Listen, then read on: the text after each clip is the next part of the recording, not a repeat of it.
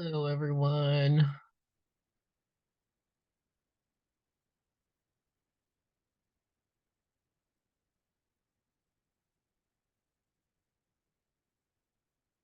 Can you hear me?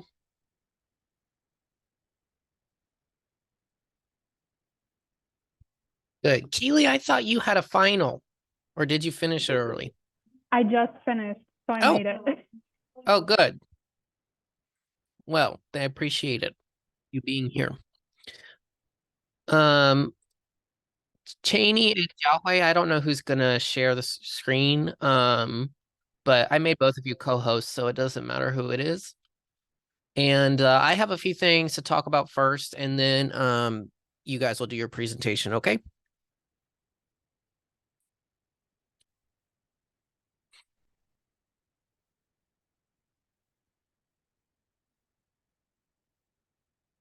Okay. This.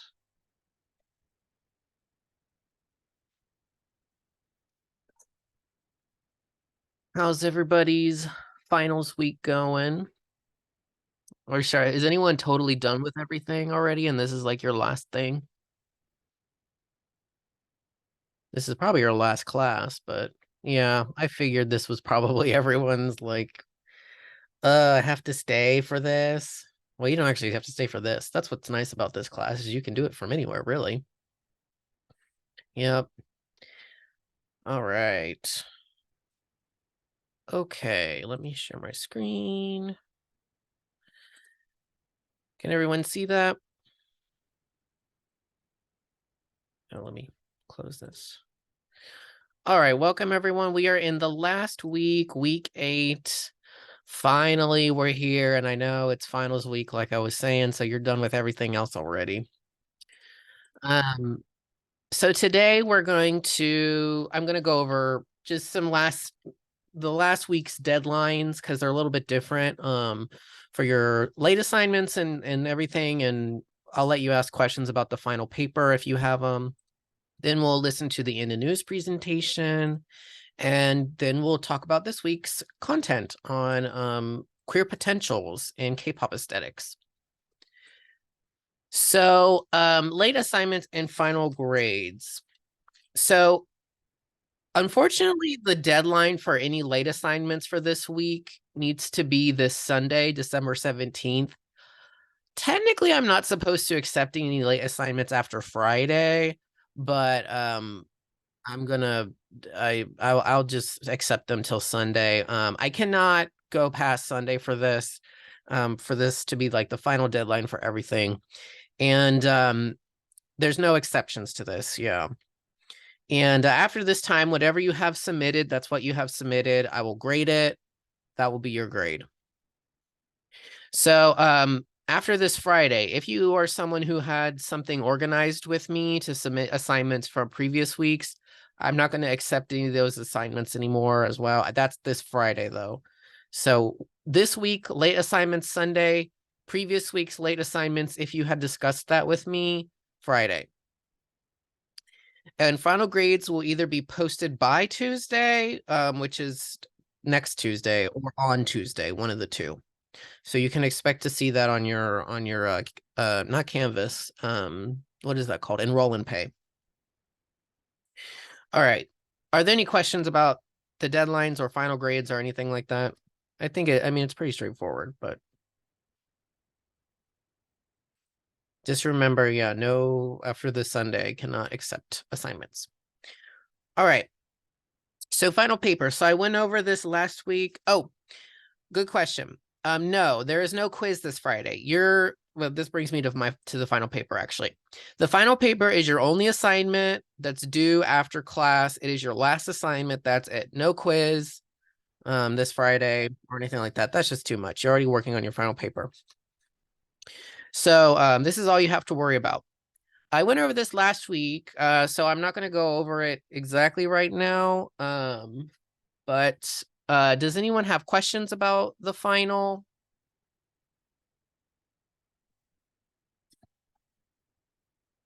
Are we doing all right on our final? Some of you have already turned it in. If you turned it in, I looked over it. If I saw any glaring issues, I sent you an email. But if you turned it in already and you didn't get an email from me, know that you're good. All right, good. Well, if you have anything pop up, be sure to just email me, like always. All right, so let's listen to our In the News presentation from Cheney and Jiahui. So I'm going to stop sharing and then whoever it is can share.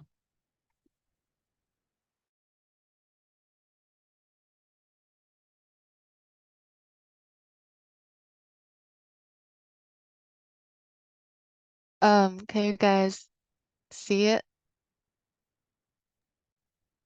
Yes. Okay. So our topic today is gender, sexuality, and queer identity in K-pop.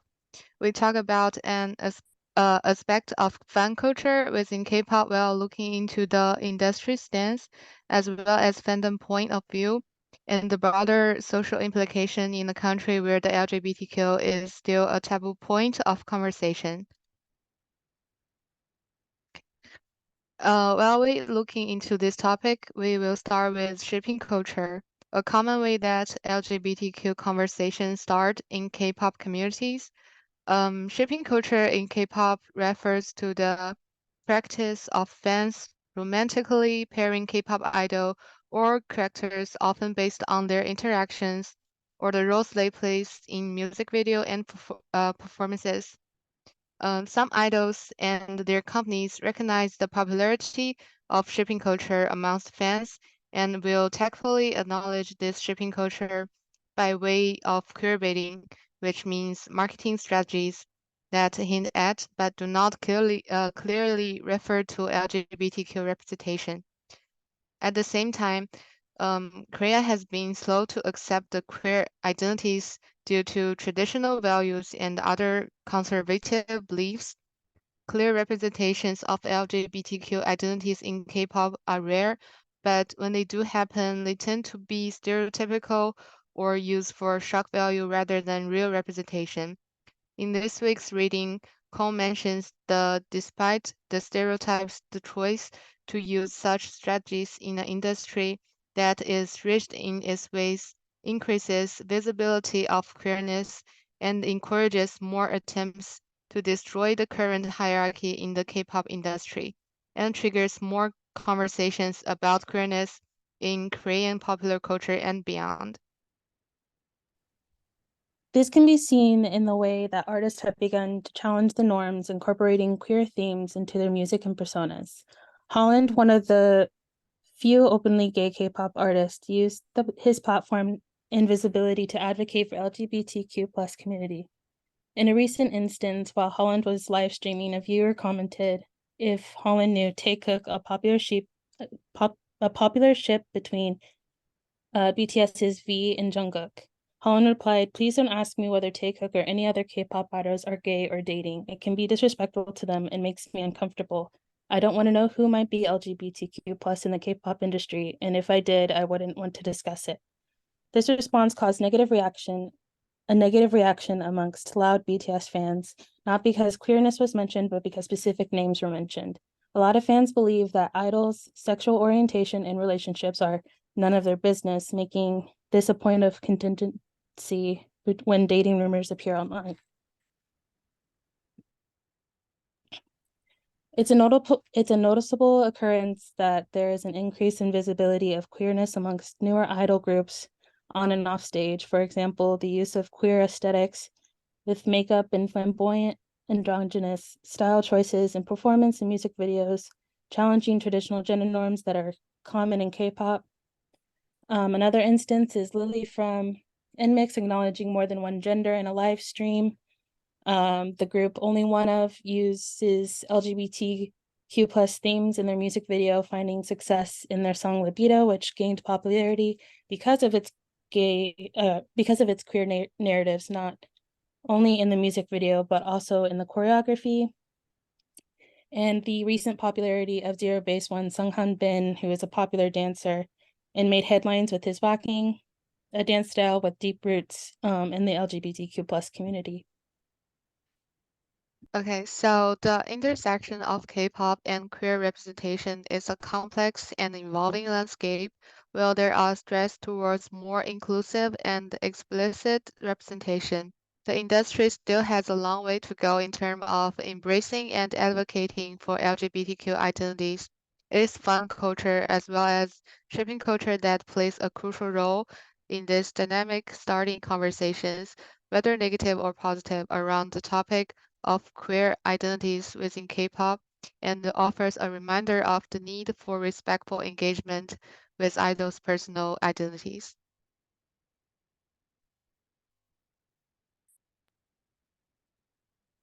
Yeah, that's it. That's it. Great, thank you. Very concise, very easy to follow. Good presentation. Excuse me. So everyone, you can put your questions in the chat for Cheney and Jiaohui. But I'm going to go ahead and ask. I'll be the first to ask a question. So the issue of shipping, do you think, obviously you're talking about it from the perspective of queer baiting, which, as you really well described, is basically like trying to use this kind of facade of seeming like it's something that's queer or LGBTQ to like get people interested in it, but then it's really not. You talk about it in that way, but do you think it might equally affect idols in general? Is there a lot of in K-pop, or from what you're reading, like you're talking about with dating culture, since that's generally speaking kind of taboo and for K-pop idols anyways, does it affect kind of everyone across the board in a negative way, or is it more geared towards kind of that queer baiting type of shipping? I think it would kind of be like actors in typecasting in a way, how they're getting stuck in one specific role and then they're always expected to do that type of role. But I think that's more because of fans who take shipping so seriously and think that's truly the way idols are when it's a possibility that they're not. And I think that's also why a lot of fans think that sexual orientation and relationships are a line that fans shouldn't cross into. If that makes any sense. Yeah, like it makes it more my thing about it anyways, this is just my opinion, just talking with you, is the thing about shipping and also queer baiting, is it kind of makes it kind of exoticizes it, you know? It makes it like this kind of object for your interest and your kind of fascination. And so I think you're right. It kind of becomes this limit now on the idol themselves, and they didn't even ask for it. You know, usually, I mean, I don't think there's ever been an idol who asked to be shipped with someone, right?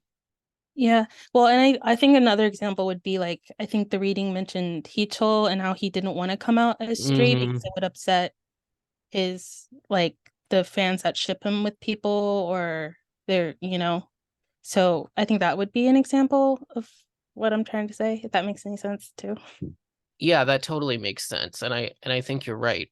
Jiaohui, do you have anything to add to that? I don't.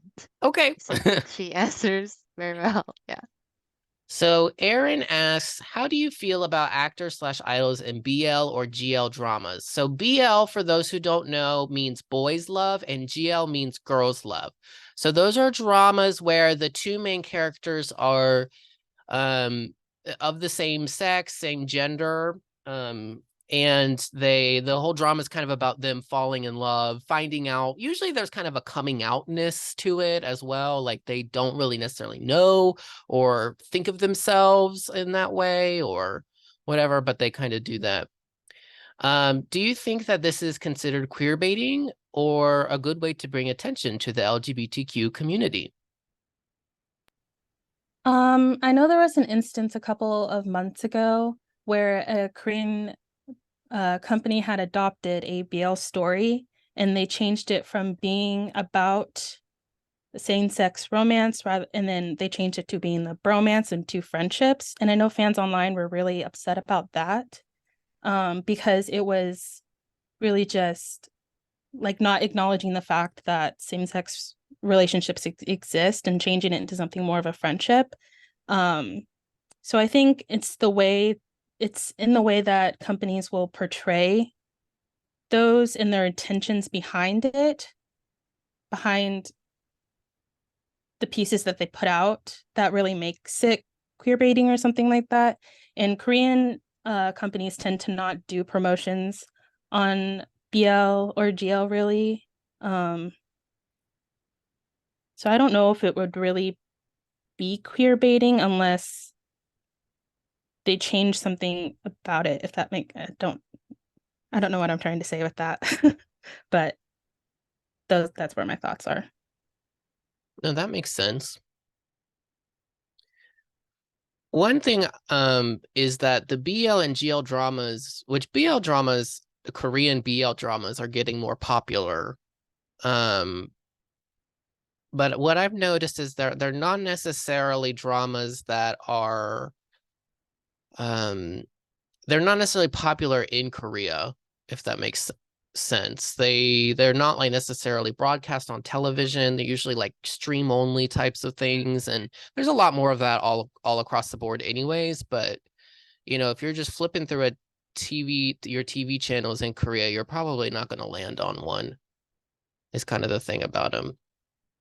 Yeah.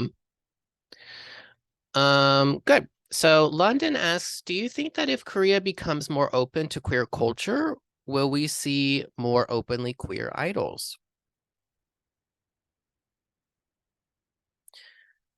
Jiahui, you kind of said something about that in your blog post.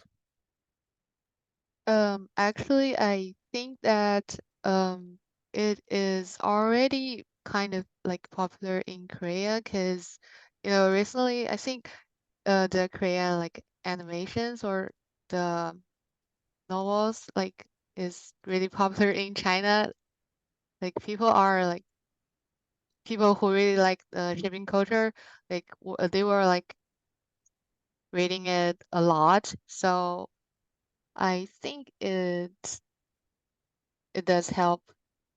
But I kind of like don't really know about like how it goes in Korea, but I know it's popular in China at least. Yeah, the webtoon, I don't know, well, not just webtoons, but fanfic about shipping idols is popular for sure. But yeah, that you bring up a good point, Xiaohui. It's not necessarily coming from Korean fans. It might be coming from international fans. It's case by case. I don't personally know all the time, but that is something to keep in mind. But oh, Cheney, did you want to say something? I think because K-pop is so global and international that maybe idols' openness to queerness would actually, instead of like Korea making idols more queer like, quote unquote, I think idols would probably open Korea. I think it would be the opposite, idols opening Korea to queerness. Yeah. Yeah, and I think a lot of you picked up on that in the reading this week, which we'll talk about in just a little bit, because that's kind of what she's talking about is idols opening up just everyday people in Korea to queerness or things that are normally considered queer.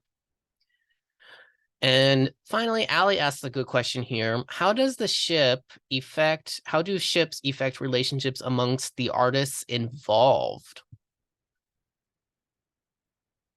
Did you read anything about that at all? I'm actually a really big fan of BL and quote unquote shipping culture. I'm not like necessarily into shipping culture, but like I'm aware of it a lot on Twitter and stuff. And I think a lot of the problems stem from if the two involved in the ship don't have a good relationship, then one of them is attacked, one of them is blamed for whatever has happened, and ultimately ruins their career, I guess. And so I think a lot of people will take it too seriously instead of just, having this fun, nuanced thing that's just online, and take it as reality instead of something people are just putting out, if that makes any sense. So I think that's what affects the artist the most, is that people are focused on the ship rather than the art or whatever they're putting out or making. Yeah, something that you said, Cheney, that I thought was really important, which I guess was from Holland, is well, I don't remember the exact quote, but idols, these artists and idols who we love and like and we follow, they're real people. They have real feelings. In the case of K-pop, they do not necessarily have a bunch of money. In the US, North America, or European case, it might be a little bit different. But in the Korean case, they really don't have as much money as you kind of think of celebrities having. So what we do as fans and say about them can come back to them, and especially when it's two people, if it's about their romantic or sexual, their romantic relationships or their sexuality, that's really nobody's business. I think that's what Holland was saying, right? I don't want to talk about that. That's nobody's business, right?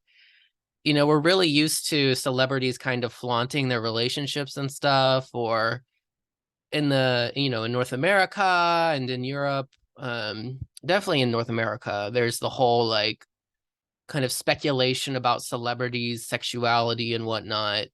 But it's nobody's business. It's not any of your business. And if somebody wants to come out, or if somebody wants to let everyone know that they're in a relationship with someone, they can do that on their own time, and it's none of your business. So it really does come back to haunt them a lot, right? So, and it kind of can be another form of bullying, honestly, in some ways.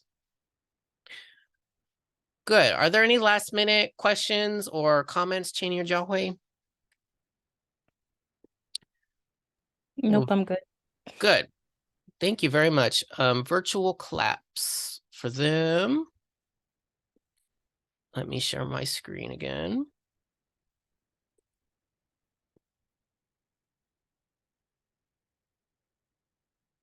Okay, so we are on the very last chapter, very last section, identity and expression in K-pop, queer potentials in K-pop aesthetics. So, luckily, so thank you, Cheney and Jiahui, for talking about shipping and queer baiting, because we're unfortunately not going to get to talk about that very much. But if you're, or really at all, but if you're interested more, look into this author, because that's actually what she started researching. So let's kind of review here. What does Kwon Jung-min, who we read, mean by, so I think she just says K-pop queerness, but she spells it this way. It was very confusing for me. I had no clue how you were supposed to say this. Queerness. I think it's supposed to just be like queerness with a K, but that she puts the Q in parentheses so that you know that she's talking about queer. But I'm just going to say K-pop queerness for us. So what does she mean? What is she talking about here? So Kwon is an associate professor, not in anything related to Korea necessarily, although she teaches a lot about Korea and obviously does research about Korea and East Asia generally. Digital culture and film studies at Portland State University. She studied communications at the University of Illinois. And like I said, her book, Straight Korean Female Fans and Their Gay Fantasies. It is all about shipping female fan bases that ship their idols who they like. Yeah, and she teaches and researches everything from media, gender, sexuality, fan studies, boys love, and Korean pop culture, everything like that. So what do you think? If you had to say like one thing about K-pop queerness, what is the idea behind it? What's her idea behind it? Yeah, very basic. Yeah, that's a really good basic way of putting it, Tana. The expression of queerness in K-pop music videos, right? So yeah, K-pop music videos and just things that can be maybe things that are expressed that are queer. Yeah, for sure. Anything else? I think there's a couple of other things you could say about it. Or nuances of it.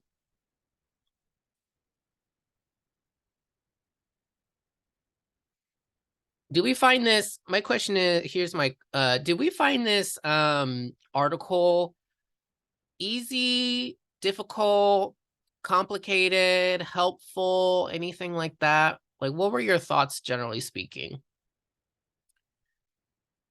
as well? I would be curious to know. Yeah, Nada, very good. There's things that can be, I like this, read as queer. Yeah, things that they're not necessarily intended to be quote unquote queer, which we're going to answer what that means in a moment. But we can kind of look at them and interpret them that way. Yes, exactly. Performance. It's very much about things that are performance based. So not just like it's part of their identity necessarily. In most of the cases, actually in almost all of them that she discusses, these people are not actually they don't identify in their own lives as queer or LGBTQ plus, which are actually two different things. We're going to find out, or not necessarily different. They're related, but they're a little bit different nuances. Good. Yeah. Queer influences too. Yeah. Very good. Like queer culture, maybe from outside of Korea and also maybe from subcultures in Korea that are influential on K-pop too. That's definitely part of it. Yeah. Very good. Yeah. Thank you, London. Yeah. There's a lot of jargon in this. So what this is coming from is something called queer theory. Has anyone ever heard of this before? Queer theory. So this is a little bit different than simply like LGBTQ plus. It's a little bit different. So queer doesn't necessarily refer to LGBTQ plus, but it can refer to LGBTQ plus. In queer theory, which is something that academics use to interpret culture. So we can use it to interpret, visual culture, which is what we work a lot with. So music videos, for example, you can use it to interpret literature. You can use it to interpret a television show and understand what's kind of going on there. You can use it to interpret in like sociology or psychology, different communities and whatnot. And so what's kind of hard about this term is that it's basically undefined or open-ended. It doesn't have like a clear, clear way that it's supposed to look in queer theory. But one thing that is consistent about it is that it refers to some non-normal, something that's just it's not considered normal within a given society, within a given culture, or within whatever context it is. Another word that you'll see oftentimes is kind of the study of the deviant, things that deviate from what is normal, considered normal. And so this kind of definition here is what Gwon is using and employing with queer, which is why she's not concerned with, as you've noticed, and many of you have, she's not concerned with LGBTQ people or idols in this article at all. She's more concerned with idols who are doing things that can be read as quote unquote not normal in terms of gender and sexuality, right? So does this make sense? Are there any questions about this term? Because this, even for scholars who have been around for a while, this can be kind of a difficult term to grasp. Good. I'm glad it makes more sense now. Yeah. She could have probably spent more time explaining that, but I think her audience for this article is not necessarily our, believe it or not, our class. So she's much more interested in upper level scholars. But unfortunately, this is really the only article that talks about this in a very thoughtful way. So that's why I've used it for the class. So one thing that is particular about queer, or is often considered alongside queer, is this concept: cis hetero patriarchy. She says cis het patriarchy in the article a lot. So a lot of times queer theory asks the question of how does this music video, this community, this artist, or this book, how does it challenge or deviate from the cis hetero patriarchy? So this isn't, so some people find this term offensive. Some people find the term queer offensive as well.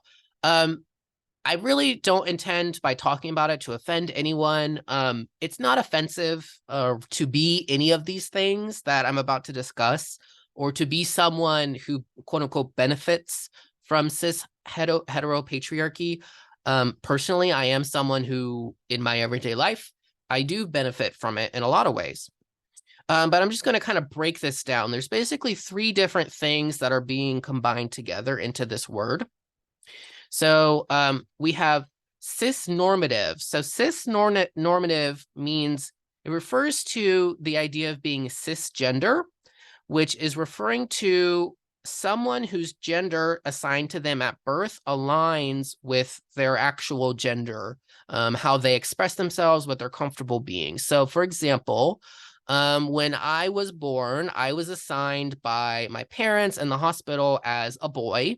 And I am a boy. I identify that way. I express myself that way. I'm fine with that. So I am cisgender. And so cis-normative refers to this concept of people who are like me and are their gender aligns with that. You are considered the default, or like the standard in society. You are the expectation that people have going into meeting others within this given society.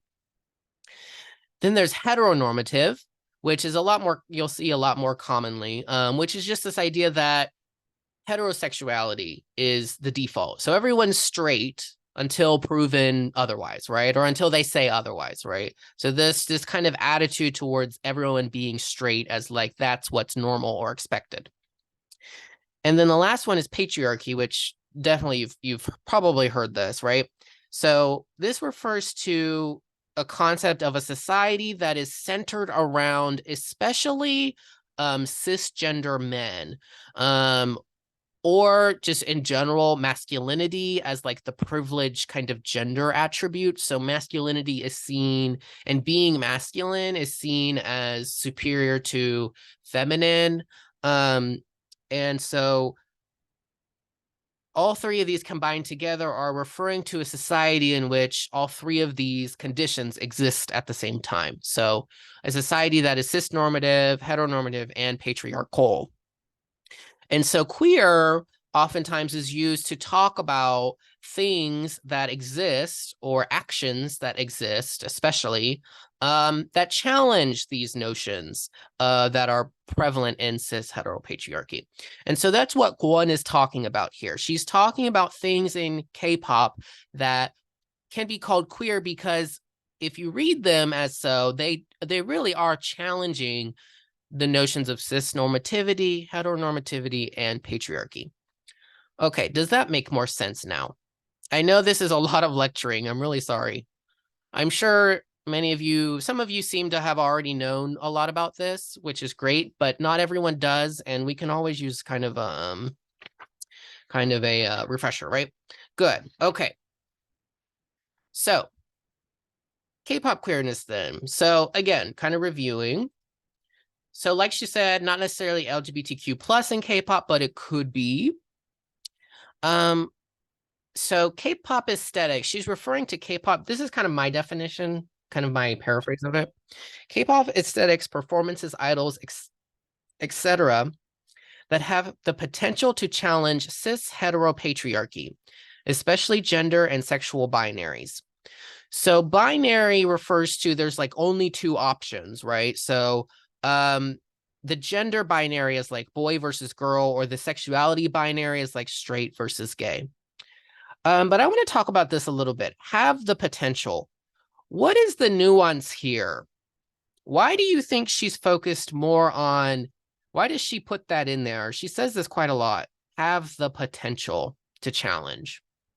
What do you think? Why have the potential? And what do you think that means exactly? It could be anything. There's no right or wrong answer for this.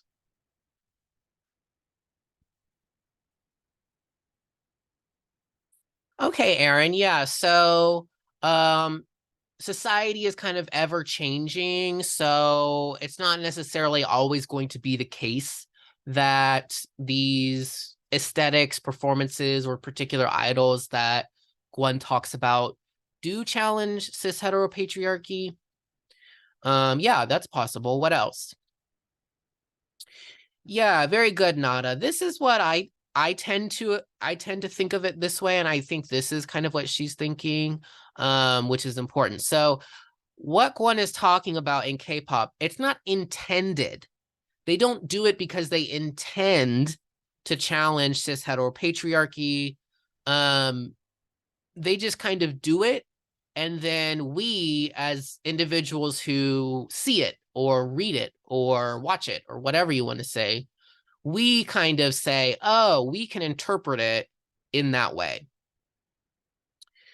And yeah, Haley, I think that's important, an important thing to bring up as well, right? So they could, but we also don't necessarily see the kind of quote unquote tangible kind of result of that challenge, right? Society's not quite there yet. So we don't really know if these things are challenging in a more like, are they bringing about political change? Are they bringing about, a vast change in this kind of attitude generally in society? We don't really know yet, right? Yeah, very good, Ayana. And that's really important. I think that's what Kwon is really focused on, right? So that's outside of the status quo, and it just kind of starts the conversation about that, right? It starts a conversation about, what does it mean? What does it mean to say boys are supposed to be like this, girls are supposed to be like this, right? It starts that conversation, right? But yeah, it doesn't necessarily have to be like that, but it does, and it's important. So one thing I'm gonna also bring up here, and you don't need to understand this fully, is this difference between performance and performativity. So she uses the term performance a lot, and this is really important in performance studies and queer theory as well. So the difference is that performance, when we're talking about a performance, we're talking about like a consciously thought out act that someone has purposely like put together in their mind and they're enacting it. So that's performance. So, an example of that is just like being a character in a play, right? So that's a performance, right? I'm a classically trained violinist. If I go on stage and I've practiced my violin and I go up on stage and I perform it, as we use the verb, that's a performance. Performativity refers to that kind of like state of being, or like kind of the way that you act, in things that you do, especially on more of an everyday kind of basis. So, and it's not even things that you do, it can be things that you don't necessarily have help with. So the way that I talk, or the way that I like talk with my hands, the way that my accent is, words that are in my vocabulary that I tend to use a lot, that's all about speech. The clothing that I prefer to put on every day, that makes me feel comfortable to wear, things like that. Those are performativity. Those are performative. That's not performance, that's performative. And so what Guan is trying to do is actually kind of situate this kind of K-pop queerness as kind of between these two forms, these two different forms of performance and performativity. They're kind of singular thought out acts, but for some of these idols, it's also very performative. They actually are just kind of doing it. They're not really necessarily thinking about it in that way. So that's the background with that. That's what Gwon is kind of talking about. All right. So does that kind of make sense as well? I know this comes up like at the beginning of the article, and then she never really touches on it again, but you are going to kind of see that nuance show up in actually in the next, what we're about to talk about next.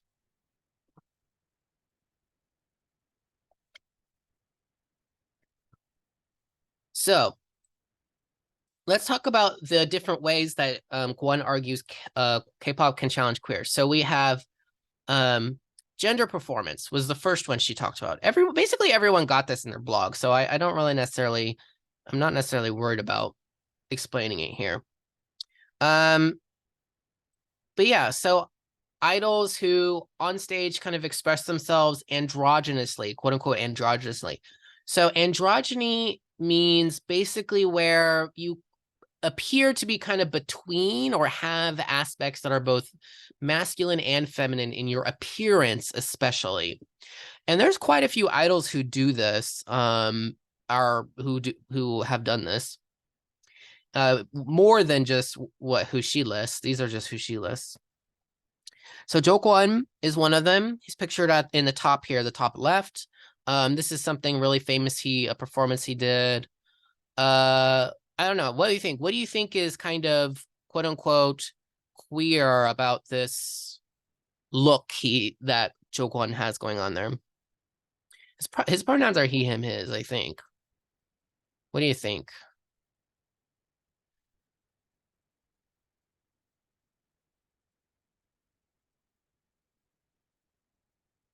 Yeah, the high heels are the big one that everyone talks about, especially. They're not even really high heel. I can't remember what these specific kinds are called, but the high heels that are platforms and they don't actually have like a heel on them.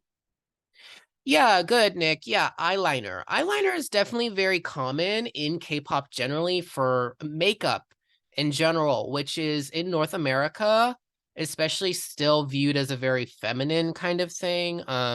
It's pretty common among K-pop, masculine K-pop idols still. But I definitely agree. I think the K-pop, the way makeup is used generally, can be considered kind of K-pop queer. You actually don't see a lot of just everyday men in Korea who do wear makeup. People think you do, but you don't actually.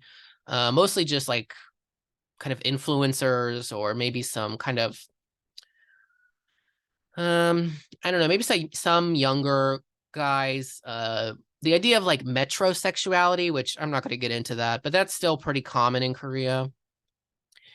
Good. Yeah, feathers. Feathers are kind of a feminine or kind of feminine types of material in a lot of ways.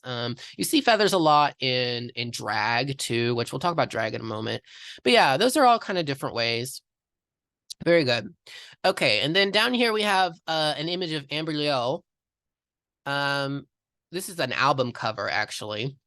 And the album is called Beautiful, and the single from it was called Shake That Brass. It was very famous. This was almost 10 years ago now. All of these things are old too. That's the other thing. I mean, 10 years doesn't seem like a long time. To me, it doesn't, but it is. What do you think? What is kind of K-pop queer about or androgynous about Amber's kind of look here?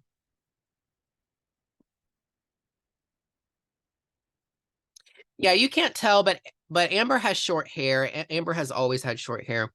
Yeah, she has like the hat and the varsity jacket are kind of more masculine, maybe. Oh, very good, Anna. Yeah, she looks very serious, right?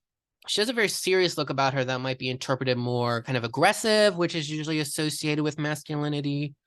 Yeah, good. What else? Yeah, I think that's generally speaking. Oh, very good, Allie. Yeah, I love this. We're really using our visual analysis skills here.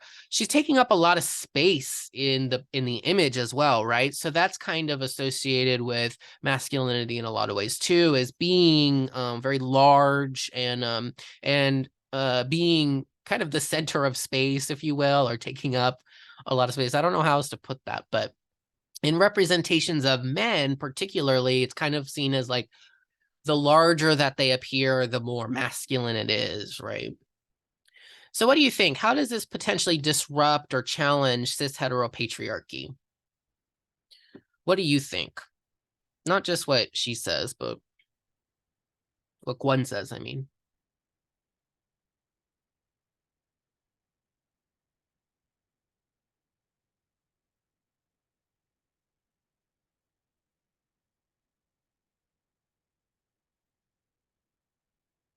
So one thing I did want to bring up is these idols appear like this outside of their on-stage presence as well. That's something that I think she kind of explained that explicitly. But yeah, so it's not just on stage, but it's also a little bit off stage. Amber definitely appears kind of quote unquote tomboy in her everyday life. Jogwon in general, if you see him outside of him being an idol, he kind of just generally has more of a quote unquote feminine look about him anyways. But he's been a drag queen in Broadway shows. He's done a lot of stuff. So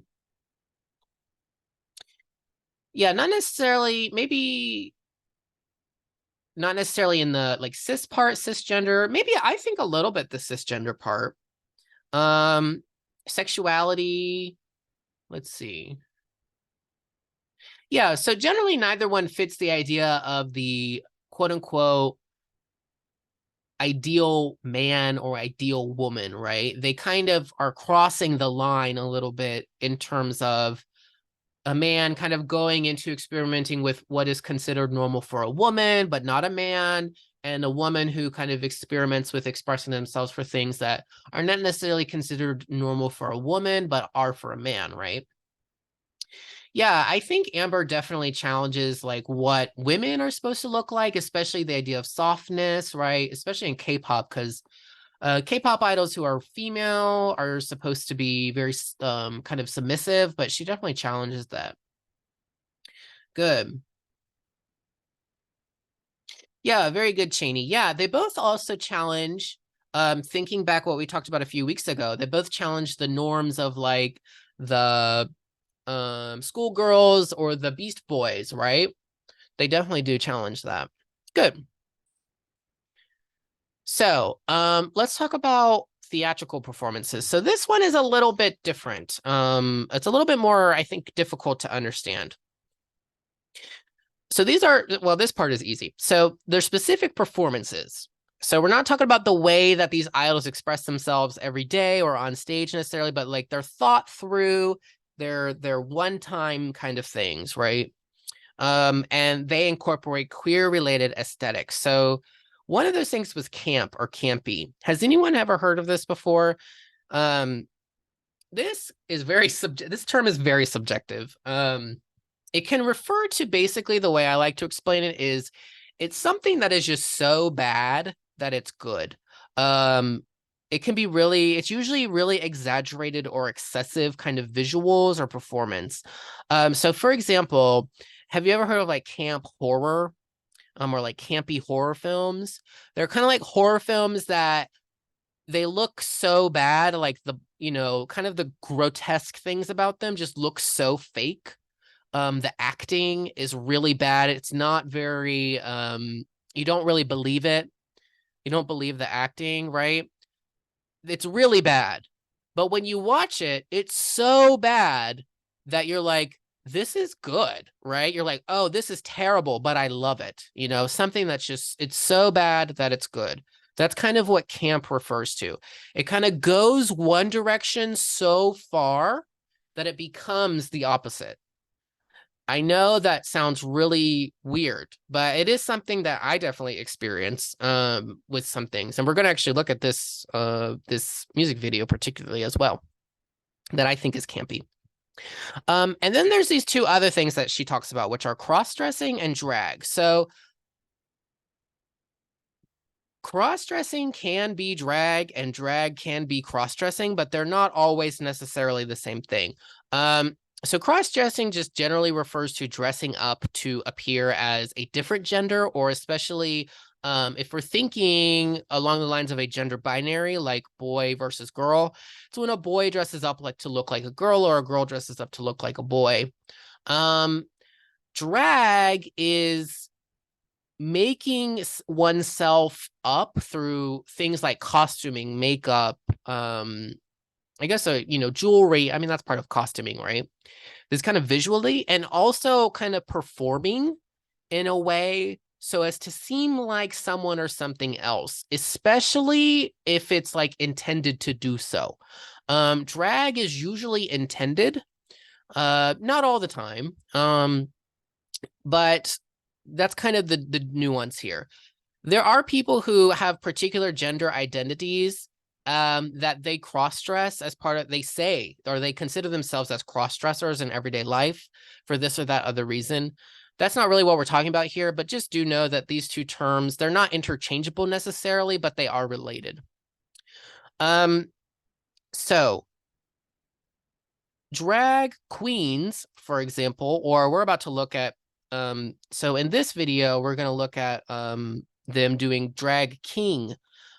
Drag king usually refers to dressing up or using visuals and performance to kind of exaggerate or appear as like masculine, very masculine. Drag queen usually refers to the same thing, but for femininity. Is usually what it is. But then there's also people who are like drag things, which means they dress up like monsters or like animals, things like that. So there's a lot of different stuff. But let's watch this. We should have time, yeah. Let's just watch like the first minute of it is all you need. This is what she refers to. I want you to think about how does this fit as a theatrical performance? How could you decipher it or read it as campy, or as drag or something like that? So think about these words and kind of come up in your head. What do you see that could be read or interpreted as campy or drag?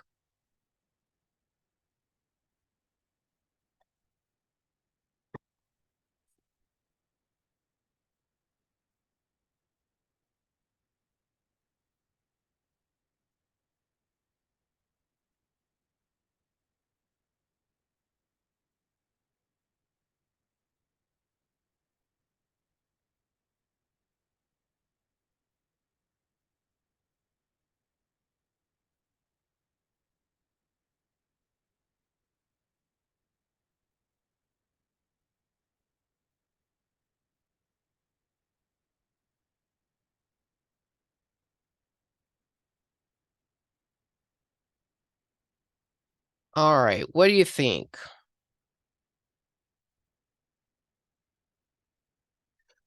Good. Yes, Anna said, Anna direct messaged me, so not everyone can see it. But let's start with this. The acting. Yeah, what do you notice about the acting? This could be considered, well, we'll see. Yeah, it's very over-exaggerated, right? It's definitely not believable. Like, they're not trying to do this to make you believe, right, that they are really in love or really a man who's interested in this woman, right? So in that way, you could kind of consider it campy. It's very over the top. Yeah, it's just kind of exaggerated, right? In a way that, this is kind of the subjective part about campy, is you might see that and you think this is stupid. But, someone like me, I actually see it and I think it's quite fun. I like it.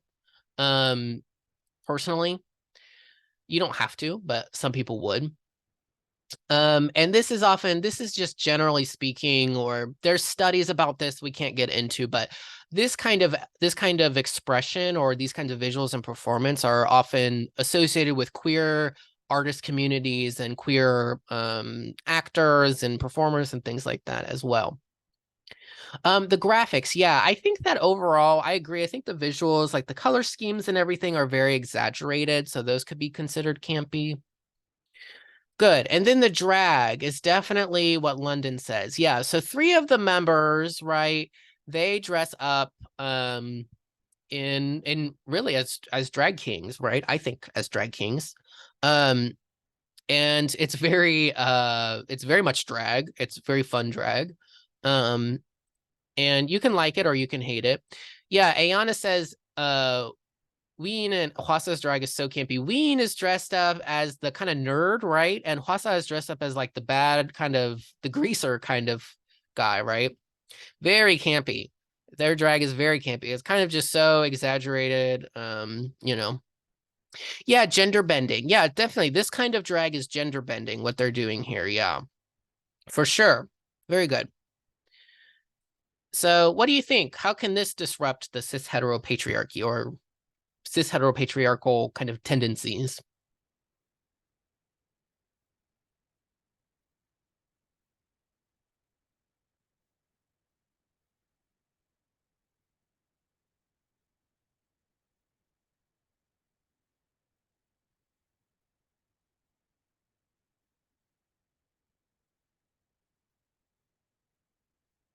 Okay, yeah, visibility. So, maybe bringing more visibility to like a really common form of art or entertainment that is associated with queer artists, and especially LGBTQ individuals, maybe. Yeah, maybe visibility. I'm trying to think what else, other ways.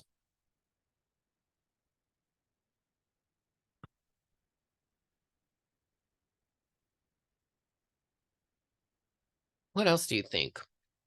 What do you think is the big deal about them dressing up as men, particularly in the way that they do?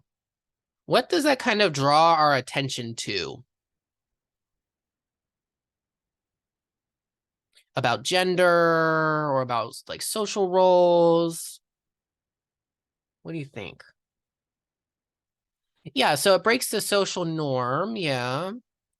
Okay, the fact that they live in a patriarchal world. Okay, maybe. Yeah.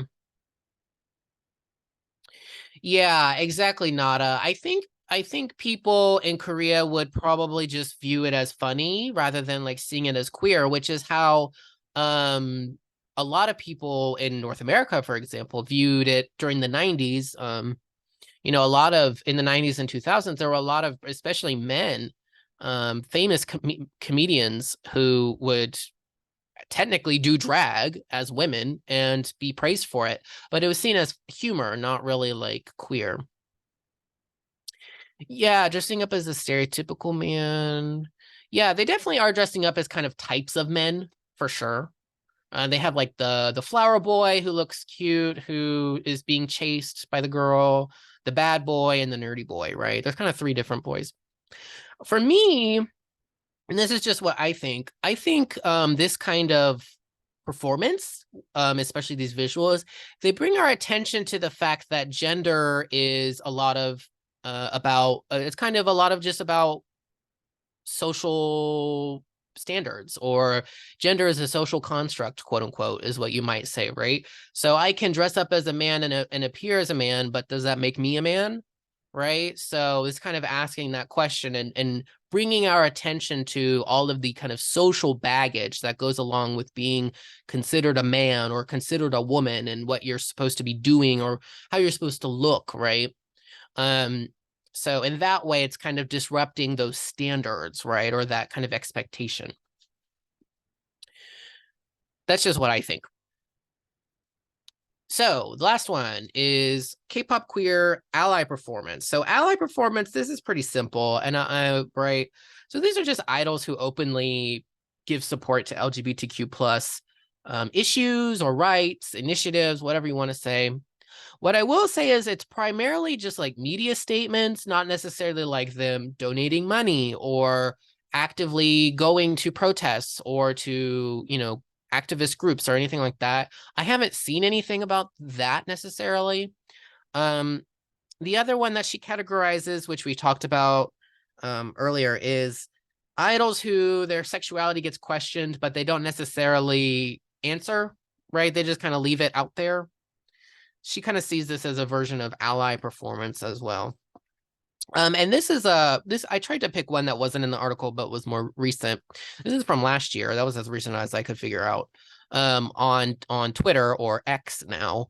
Le Seraphim's Ha Yunjin posted this on the Le Seraphim's Twitter account. Now on X, it's marked as sensitive content that you have to agree to look at.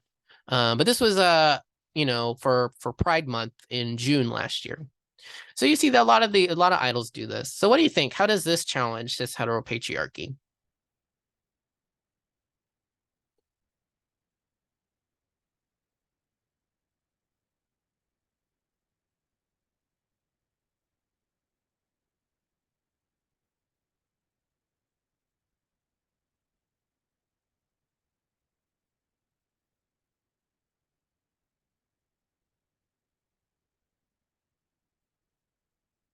How can an ally statement challenge cis heteropatriarchy? Let's see.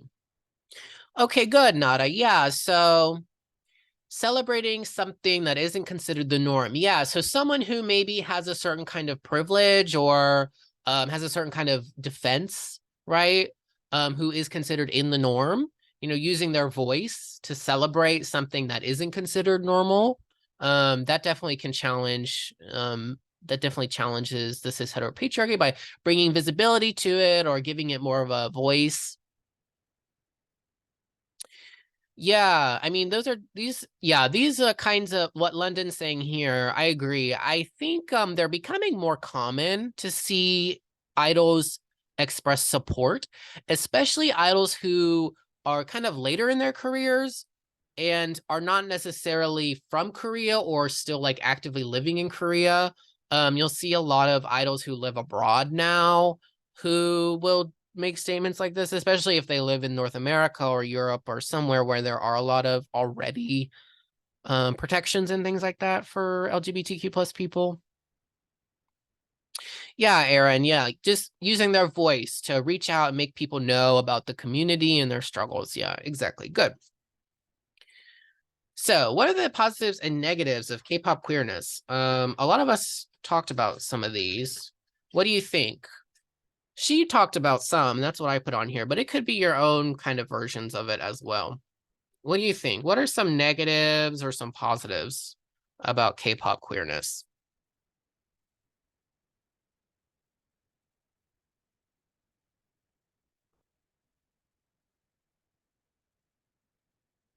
Oh, yes, Ali, very good. Yeah, clarification harassment. What we were talking about earlier. A lot of this is actually stuff we were talking about earlier with Cheney and Jolly's presentation.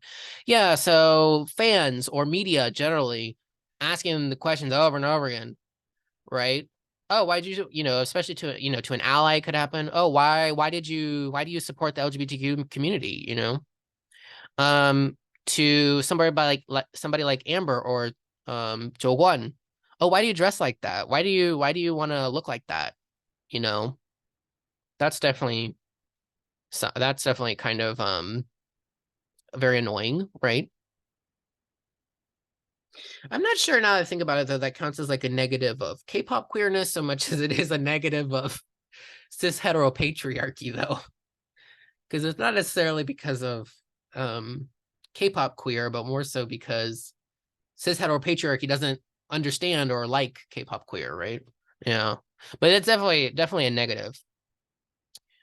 Anything else? Well, let's see. So appropriating queer was one of those things. A lot of people said this in your blog post, like queer baiting. So we talked about pretending to be queer to get attention from queer fans. That can kind of like erase the actual stories of queer or LGBTQ plus people. And both of these things are basically just like a commercialization of queer, right? Like it's trendy. Being queer, being gay is cool now. So we're gonna do that, right? A lot of people say we see that in the United States recently. Some positives though. So K-pop kind of has its own version of queer, which is kind of fun or cool. It doesn't need to have its own limits. It doesn't really fall. She says it doesn't really fall under like the identity politics, right? It just kind of is something. And then generally what we've been speaking, a lot of it's just about visibility, right? Bringing more visibility that can possibly pressure in the long run political change.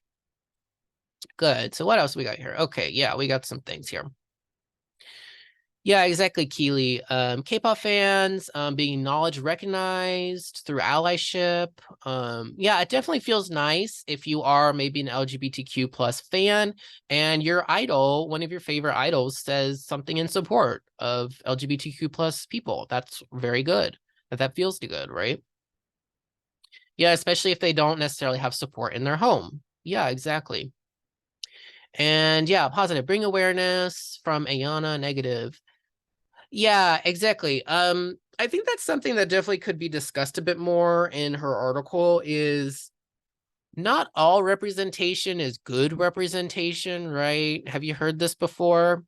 So just because there is visibility doesn't necessarily mean it's good that it's visible or that the way that it's become visible is good. And she kind of challenges that notion, especially she tends to think that commercialization and that kind of thing can actually be beneficial. Personally, I don't know, but you know, especially nowadays, when living in a society where there's more queer representation on television than there ever has been in history, right? So it kind of has its goods and bads. All right. So a lot of us asked these questions in our blogs, and I knew we were going to, which is why I prepared. The last section is just going to be a little bit about LGBTQ plus in South Korea. So Gwen doesn't actually talk about LGBTQ plus people in South Korea. She does actually in the podcast if you listen to the whole thing. But I'm gonna just talk a little bit about this. So there are no demographic studies on LGBTQ plus in South Korea, which is probably not surprising to you, at least none that I can find. But they still are a lot of communities around the country and online. So one big thing are LGBTQ plus bars and clubs. If you've ever been to Seoul, you might be familiar with the district called Itaewon, which is where there's a US American military base.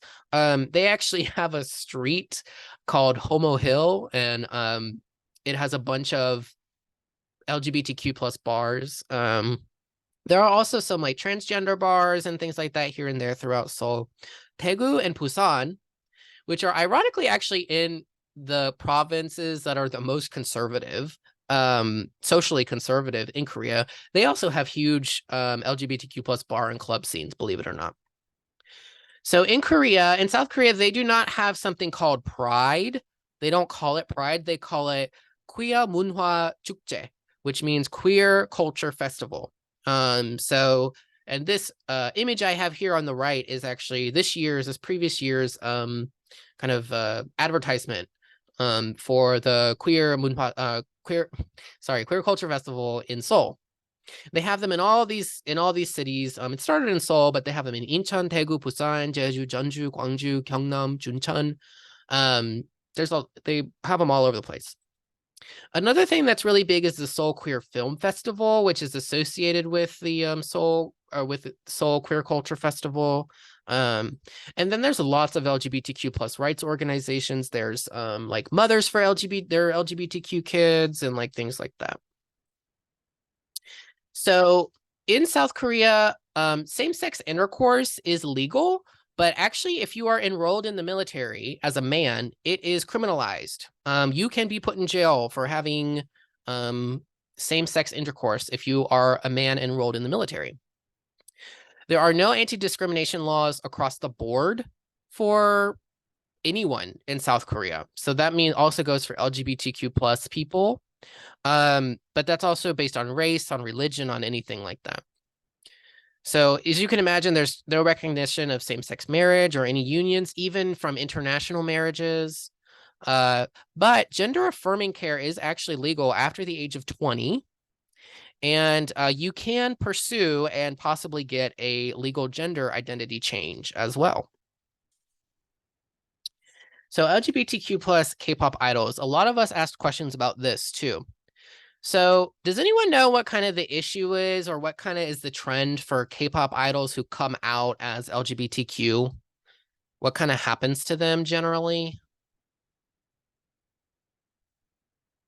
or not just idols, but celebrities in general, because it's actually been more actors and more actors who come out. Yeah, well, in general, almost none do. Yeah. Right, London. But yeah, Aaron and Nada have a right. They go on hiatus, quote unquote. And or the group, even sometimes the group would have to go on hiatus. Yeah. So either these idols, especially ones I'm going to show you here or talk about here briefly, they are either independent, which means they're in like an independent company that's not one of the big three companies that we usually talk about. Or if they're in a group, they might even disband or like go inactive shortly thereafter, after they've debuted. So one of the first LGBTQ plus idols in Korea her name is Harisu, and she actually came out as transgender in the 2000s. She's much older. She's actually born in the 60s. And she continues to make music, and actually she continues to have not as huge of a career, but I mean, people know who she is. If you ask, oh, do you know Harisu, to a Korean person, they're probably gonna know who this is, especially if they're like born before 2000. And they were the first person in South Korea to ever get a legal gender change as well on their political documents or government documents. There actually was an idol group in the 2000s as well named Lady, and they were all transgender, all of them in the group. However, they really only lasted for like 2 years. They debuted and then like had one extended play, and then they just never got very popular. Possibly because of the fact that they were transgender idols. I don't know. But they didn't last very long. But people also know who they are. Actually, I didn't know who they were until I was telling my friend about I was doing this class, and they were like, "Oh, you should talk about Lady." I was like, "Who's Lady?" And now this person, Heezy Young or Heeji Young, she's a drag artist, and her name is actually Hurricane Kimchi, but she uses both names. You'll see her a lot. You might see her a lot on the internet if you look up for LGBTQ in Korea. She's also a musician. She's very independent, very grassroots kind of music and music videos and whatnot. She's also the leader of a lot of LGBTQ plus actual activist groups in Korea as well. She goes on international news a lot and talks about LGBTQ plus in Korea. And then, of course, the main one who I knew everyone probably already knew if you know K-pop is Holland. Holland is the first openly gay K-pop idol in media. So they're the first K-pop idol to have been open about being gay and then become a K-pop idol, not the opposite. Usually they are idols and then they come out, and that's kind of the direction. But Holland is also the most consistently active. There are plenty of other idols who have come out, and I haven't named them all here, obviously, including even women as well who've come out as lesbians and whatnot. But they usually kind of have to go, they end up going inactive after that. So we have just a few minutes here. So let's, I don't know, let's watch just a little bit of this, if you can. And think about what might be, if this can be considered K-pop queer. We'll just do like 1 minute. 1.5 minutes, maybe.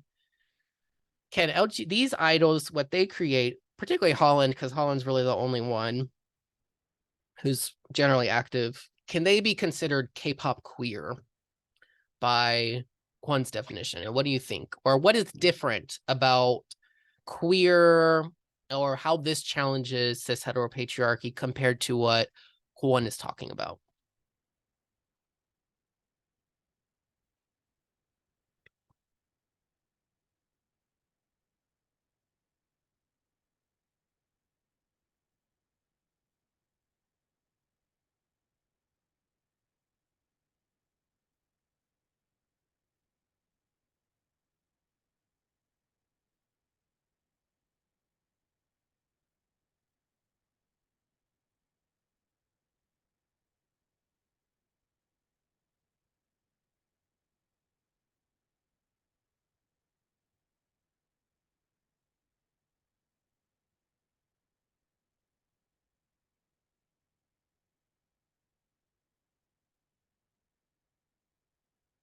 All right, what do you think? I know I don't think that was probably enough time to really watch it, unfortunately, but what do you think? What might be different about this or very similar about this between what Gwon is talking about here?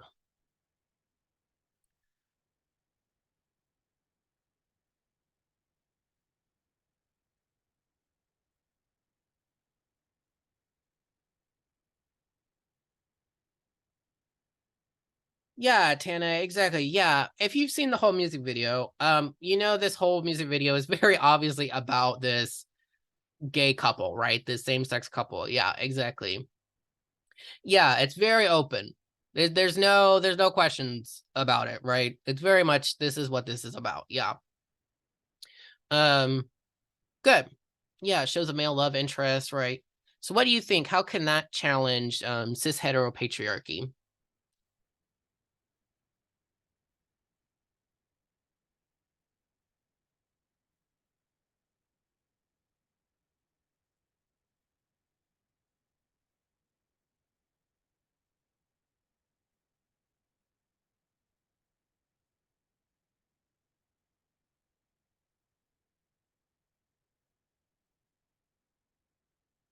Yeah, right. So, I mean, this is like the most obvious visibility, right? One is all about visibility. This is like the most kind of the biggest representation of it. Yeah, Tana. It's not conforming to the binary or like heteronormativity, particularly heteronormativity, I think, right? Um, so it kind of challenges and brings representation to actually what it's like to be gay or kind of what it is, what those kind of relationships might look like or something like that. Good. All right. Oh, sorry. So yeah, I don't know. I mean, this is just my last question here. You can go if you'd like to. Thank you all so much. I've had a wonderful semester with all of you. Thank you all so much for bearing with me. I know this has not been a very easy course, but you've all done wonderfully.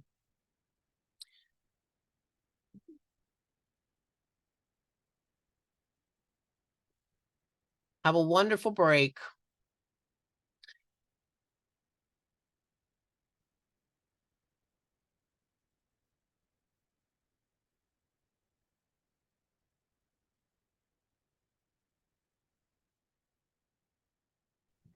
Hi, Logan. I have a question. Hi, Anna. Yeah. Elizabeth, do you need to talk to me?